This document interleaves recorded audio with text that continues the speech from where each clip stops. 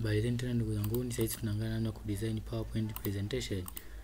Baada ya kujua namna ku add picture, tunafungua PowerPoint presentation, namna ku add picture, ku add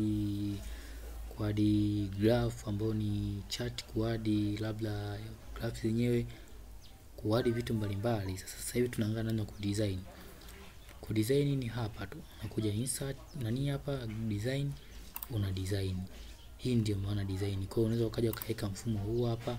Hizo vitu vyako ulivyoviandaa ukaja mfumo huu ni rangi tofauti tofauti. Unaona PowerPoint imebadilika.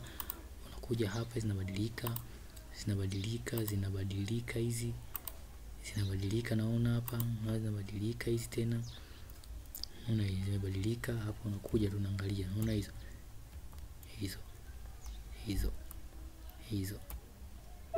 Zimebadilika. Nadhani unaona mwenyewe tofauti yake. Unaweza ukatumia mfumo huu hapa pia. Hizo zinabadilika. Hizo zinabadilika. Mfumo tena mwingine huu hapa. Kwa hiyo unaweza ukatumia mfumo wa aina mbalimbali unaopenda wewe kuandaa kazi yako. Hii ndio maana ya slide.